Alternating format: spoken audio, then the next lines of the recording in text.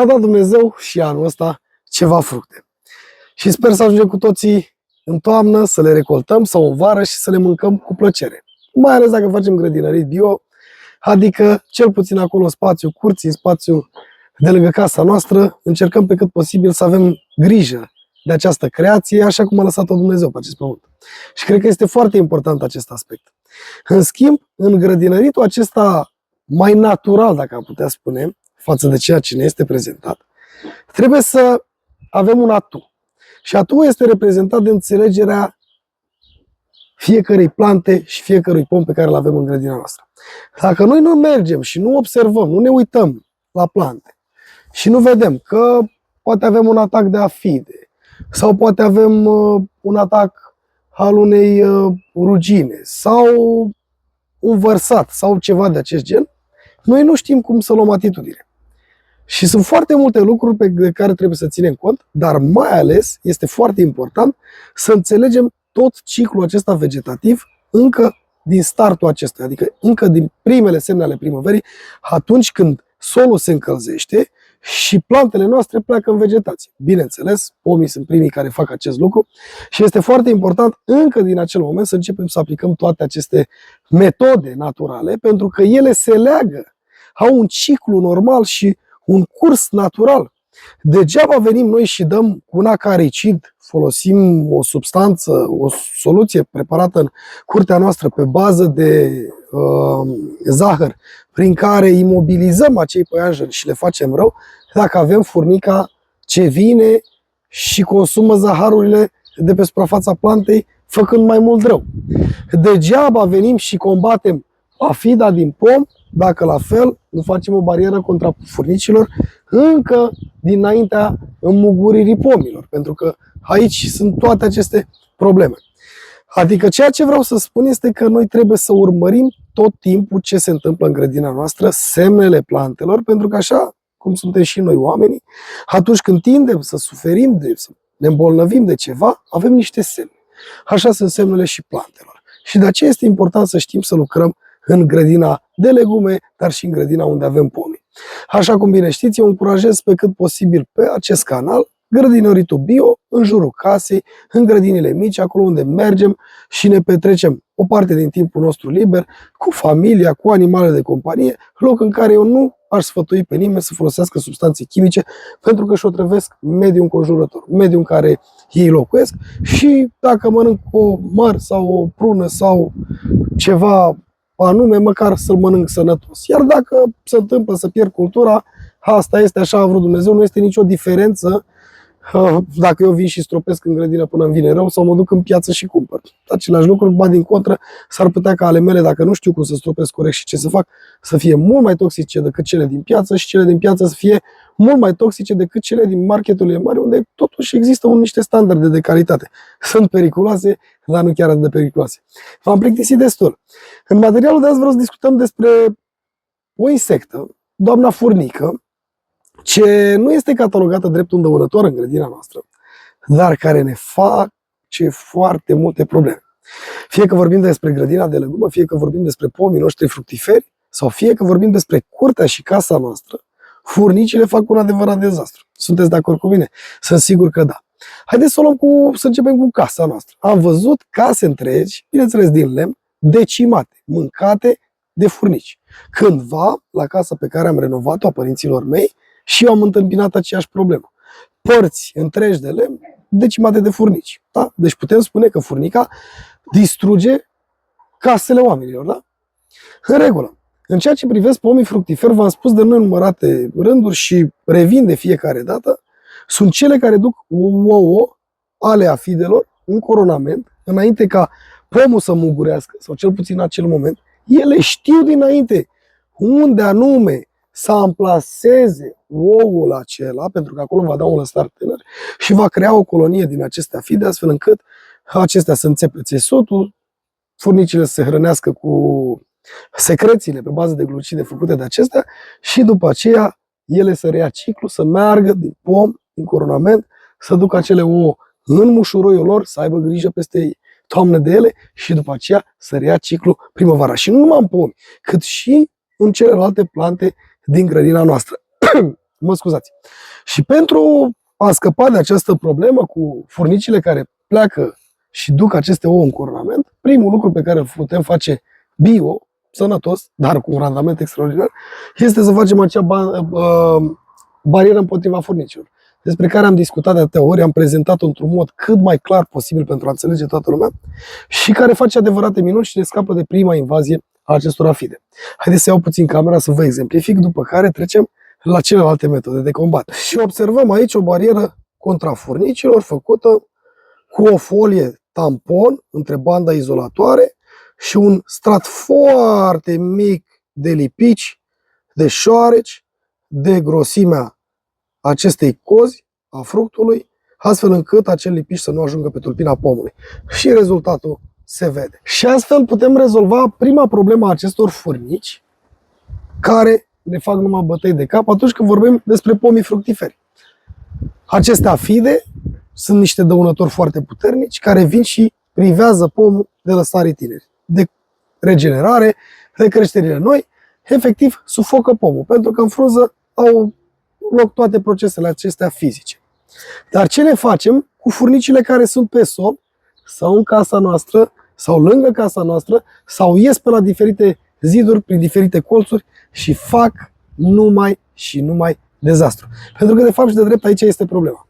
Iar în mod chimic le putem combate pentru că sunt otrăvuri care se amplasează în diferite locuri, în niște stații de intoxicare și care dau un oarecare randament în lupta aceasta cu furnici. Decât că în toată această poveste există și o problemă și vă întreb aici pe cei care folosiți substanțe chimice. De câte ori v-a rezolvat o substanță chimică, cu adevărat toxică, cumpărată de la fitofarmacie, problema în sine? De câte ori v-a scăpat de această problemă?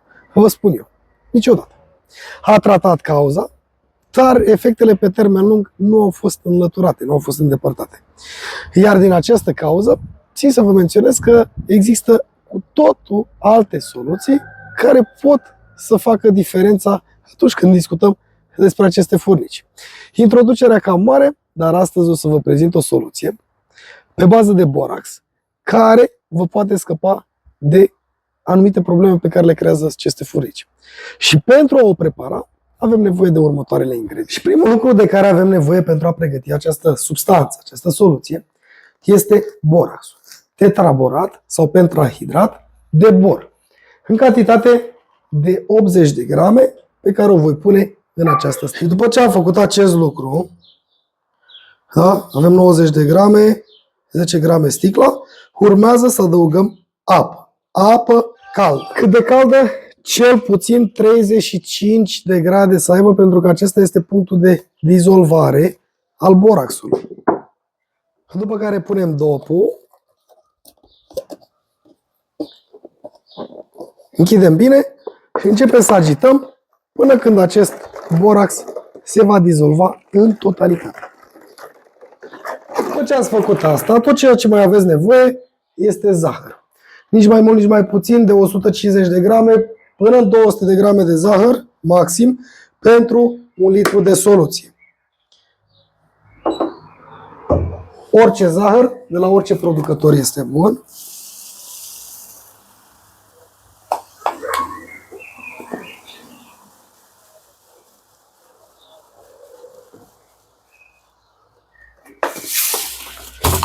Iar pe acesta îl adăugați în această soluție.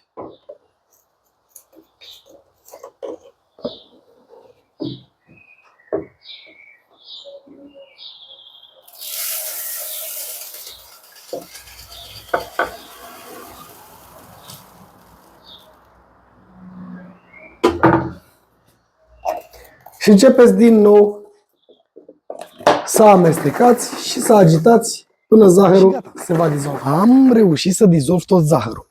Între timp am mai completat cu apă pentru a avea fix 1 litru de substanță și după cum vedeți mi-au mai rămas niște părți mici grosiere până în 5 grame de borax. Asta datorită faptului că apa s-a răcit între timp. Ea fiind rece, boraxul nu se mai dizolvă. În concluzie, acest sirop format din borax și zahăr și apă va ajunge în niște stații de intoxicare, care pot fi reprezentate de două lucruri. Prima dintre ele, pentru cei care au albine în grădină sau alte insecte, pentru că această soluție afectează toate insectele, puteți lua un ou din acela de plastic, de tip ou cu surprize pentru copii, perforați 2-3 găuri în el în partea de sus. De aceea am folosit eu acest tip de recipient. Picurați în el, puneți câteva picături, 5 ml, 7 ml, 10 ml și îl poziționați strategic prin grădina cu legume sau printre pomii dumneavoastră acolo unde aveți furnici. Astfel încât furnicile să vină să intre pe acele găuri, să ia din acest sirop, să-l consume, dar să și ducă rezervă în mușuroi, pentru că acest lucru este cel mai important. În schimb, pentru cei care nu aveți albine în zonă sau vreți să folosiți acest sirop în încăperi, puteți folosi niște capace sau niște farfurioare pe care de asemenea să picurați 2-3 picături și să le puneți acolo unde furnicile își fac simțită prezența sau unde acestea există în zona respectivă. Pentru că ele se poată să vină să consume și să le ia, să le ducă către mușuroi, drept depozit de hrană. O să spuneți, cum furnica poate să care apă? Poate să care apă fără nicio problemă, poate să care acest sirop, nici nu vă vine să credeți, și vă aduce în depozitul de hrană. Cel mai bine este să folosiți acei recipienți mici. Eu nu am unul la îndemână să vă arăt acum, o să merg să iau mai pe seară. Acolo, dumneavoastră picurând, nu au acces decât furnicile. Mare atenție, atacă orice insectă, inclusiv gândacii de bucătărie, inclusiv orice insectă consumă din acest sirop. Dar ce îl face pe el atât de eficient? De ce este el atât de bun? Păi foarte simplu. Trebuie să vă spun că furnicile sunt formate și organizate sub formă de colonii. Acele mușuroaie, fie că sunt în pământ, fie că sunt în suprafață să le vedeți, sau fie că în peretele casei, tot mușuroaie se numesc și tot colonii de furnici se numesc. Ele sunt formate gradual din anumite populații. Populația de furnici lucrătoare, împărțite în două categorii, cele pe care le vedem noi tot timpul și altă populație de furnici lucrătoare care stă permanent în mușuroi și au două roluri. Unul este de îngrijire a reginei și viitoarele larve, iar cel al doilea rol este să ia locul celora care erau pe afară și dacă nu se mai întorc, să facă schimbul astfel încât colonia să supraviețuiască. După care mai avem soldații care apără furnicile lucrătoare, cât și mușuroiul în sine și regina, care regina este responsabilă de mulțirea și de bunăstarea și de conducerea mușuroiului. Aici este tot secretul. Soluția aceasta de borax, odată consumată de furnicile lucrătoare, ea nu acționează imediat, adică durează 3-4 zile până ea începe să acționeze la nivelul central al insectei, creând o stare de paralizie, de inerție și aceasta nu mai poate să-și deplinească funcțiile, respectiv va muri deshidratată, înfometată și așa mai departe, dacă nu, teoretic, otrăvită. Imediat populația cealaltă de furnici va veni să ia loc. Vor consuma și ele această substanță, dar totodată atât cele dinainte cât și acestea vor duce această substanță în mușuroi pentru a hrăni celelalte larve, soldații, dar și regina. Acționând atât de târziu, această substanță are timp să ajungă la toată populația mușuroiului și distrugând regina, populația nu se mai poate împrospăta și astfel reușiți să scăpați de toate coloniile de furnici, fie că vorbim despre zidurile casei, fie că vorbim despre grădina noastră, fie că vorbim despre pom sau orice alt loc acolo unde acestea există. Este foarte important să știți că există anumite perioade de migrație ale furnicilor care prind aripi, acele regini, acele furnici care încep ele să zboare. O singură insectă de acel gen, dacă vine în grădina dumneavoastră depune ouăle, într-un decurs de timp foarte scurt, va crea o nouă colonie. Și tocmai de aceea este bine ca să aveți acest recipient strategic și poziționați prin grădină toată perioada anului, atunci când temperaturile permit insectelor să se miște.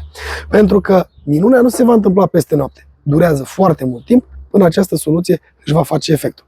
Ceea ce este foarte bun la ea este că cu siguranță va decima populațiile de furnici și vă va ajuta în viitor. Dar de ce boraxul? Pentru că noi aici promovăm produsele bio, produsele sănătoase. Și dumneavoastră îmi veți spune, dar boraxul nu este o substanță toxică, o substanță chimică? Ba da, este o substanță chimică, dar este formată dintr-un mineral 100% natural care se găsește în zăcămintele pământului și care se formează în urma evaporării unor lacuri sau unor depozite foarte mari de sare. În momentul de față, exploatările cele mai mari sunt în America și în Turcia. Se produce și în România, dar în cantități foarte mici și oarecum sunt îndoielnic de cantitatea și de calitatea lui, pentru că așa cum se îndoia odată vodka cu apă, probabil că se îndoie totul cu apă. Dar ca orice mineral consumat în cantități mari, sau dat în ochi, sau ingerat, sau orice altă chestie, ne poate face rău și nouă, chiar dacă este un produs natural. Ce ar fi acum să înghițim vreo 4 lingurițe de sare? Dar crește tensiunea, am ajunge la urgență. Nu ne apucăm acum să mâncăm boraxul. Ce ar fi dacă ne-am dat cu sare în ochi? Categoric ne-ar ustura ochii, am face inflamație, nu ne apucăm să ne dăm cu boraxul în ochi. De aceea este foarte important ca noi să-l manevrăm și să ne comportăm cu el ca cu o substanță cu un potențial pericol. Deși nu este periculos atât de grav pentru noi și pentru animalele de companie și cu atât mai puțin, sau cu atât mai mult, dacă aș putea spune, față de o substanță și de o travă din asta chimică sintetizată în laborator, eu zic că este net superior, mai ales că are aceste proprietăți. Și chimicalele respective se bazează tot cam pe același principiu, decât că costă foarte mult și nu vor rezolva niciodată problema în totalitate. În schimb, cu această substanță și cu acest sirop puteți face minuni, credeți-mă. Dar, în timp, minunea nu se întâmplă peste noi. Așa că, dragii mei, cu ajutorul acestor două tehnici, soluția de borax și bariera contra furnicilor, dumneavoastră puteți să aveți atât o grădină curată și niște pomi sănătoși și neafectați de afide, pentru că, de fapt, de drept, furnicile atâta fac. Duc afidele și au grijă de ele. Și bine, mai atacă buburuzele, acelea care vin să mănânce afidele. Dar, totodată, aveți posibilitatea să aveți grijă și de clădirile dumneavoastră, de casele dumneavoastră, de zidurile dumneavoastră, de pavajele voastre și așa mai departe. Putem scăpa de furnici cu aceste metode și totul va fi minunat. Iar tehnica și metoda în sine nu este una extrem de toxică sau toxică ce ne poate pune cu adevărat sănătatea în pericol. Bine, acum trebuie să avem grijă unde depozităm soluțiile sau ce facem cu ele, pentru că, așa cum v-am spus, nu ne apucăm să bem, nu ne apucăm să ne dăm în ochi, nu ne apucăm să ne ungem pe mâini. Mare atenție! Acidul boric nu este același lucru cu pentahidratul sau tetraboratul de bor. Deci sub nicio formă. Mulți farmaciști, în necunoștință de cauză, vă veți duce să întrebați de borax și vă vor oferi acid boric. Nu funcționează sub nicio formă. Mai ales că boraxul se dizolvă în apă caldă. Acum se văd pe toți cei care au făcut materiale până acum despre soluția de borax și care au copiat ceea ce am spus eu, să vedem dacă v-au spus că boraxul trebuie dizolvat în apă caldă, pentru că are un prag de dizolvare. Ba chiar sunt curios să vedem dacă vor apărea materiale noi în care vor spune chestia asta. Așa că, dragilor, cei care vă uitați la acest material cu rolul de a prelua informația și a o da mai departe, vă rog din suflet, dați-o corect, pentru că oamenii trebuie să aibă un real succes și să poată să aibă grijă de grădina lor. Nu mă deranjează cu absolut nimic, atât timp cât prezentăm informații clare, pure, care să fie de ajutor oamenilor, pentru că de asta suntem aici și de asta facem aceste materiale. Așa că, dragilor, cel mai bine ar fi să folosim recipienții aceia cu niște găuri prin care să intre doar furnica și să aibă acces doar furnica la ele și această soluție o puteți poziționa unde vreți dumneavoastră, chiar și în casă, chiar și sub mobilă, chiar unde vreți dumneavoastră, astfel încât să combatem aceste gângării. Iar într-un final al acestui material, vreau să vă spun că știu că a fost destul de lung și probabil că unii dintre voi v-ați plictisit, dar nu aveam cum să explic toate aceste subiecte și, eu zic că la finalul acestui material ați plecat cu un bagaj de cunoștințe și despre furnici și cu o poveste frumoasă, dar reală, dar mai ales cu o metodă și o soluție care vă poate scăpa de aceste gângării care, din punctul meu de vedere, fac necazuri foarte mari. Iar până la următorul videoclip, eu vă doresc toate cele bune și roade bogate. V-am pupat!